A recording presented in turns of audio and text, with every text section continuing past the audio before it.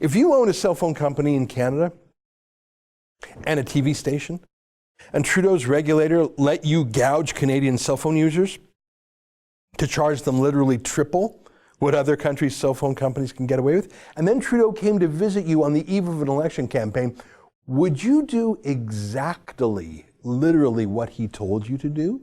Why, yes, you would, because you like making billions of dollars a year, more than you care about journalistic ethics. I mean, you've got shareholders to appease. In a way, that CTV is more susceptible, because unlike the CBC, that has formally married Trudeau for life and is bound up with him as fellow government employees, CTV knows it could all be taken away from them in a moment.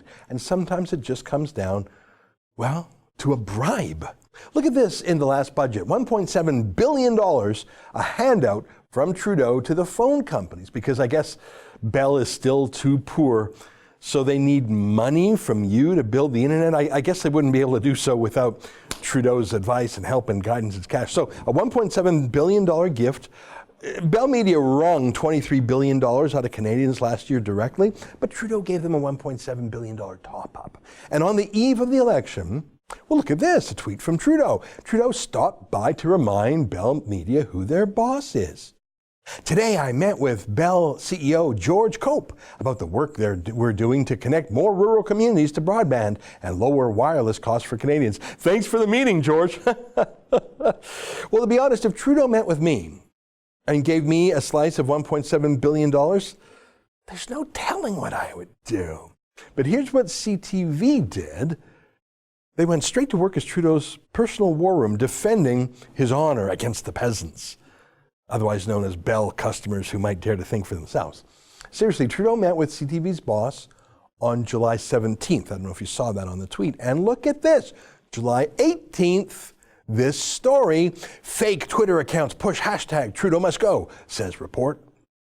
Now, before I read the story, look at the byline there. Do you know what a byline is? That's who wrote the story, the journalist. Most people, to be honest, don't look at bylines when they read news stories unless they're reading a personal commentary by a well-known pundit, let's say Christy Blatchford or something.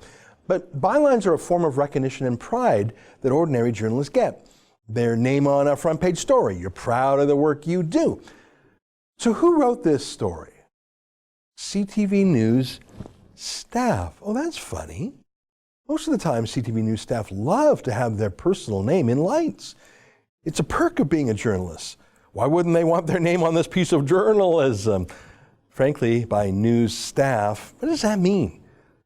Are they actually real journalists at CTV, or was this written by someone else? I don't know. Maybe by George at Bell Media. I mean, when Justin Trudeau is on a first-name basis with George, the owner of CTV, maybe George had someone in Bell Media, some intern, write up something and just give it to CTV. Who knows, maybe the Liberal War Room sent over some talking points to George, and George told CTV just to publish it verbatim. We don't know. I'm curious, though, if it were written by a CTV journalist, why don't they say who wrote it, as they normally do? That's an excerpt from the Ezra Levant show. Every day, I do a video monologue, and then I interview an interesting guest. And then I end by reading my hate mail, but you've got to subscribe to it, which you can do at therebel.media/shows.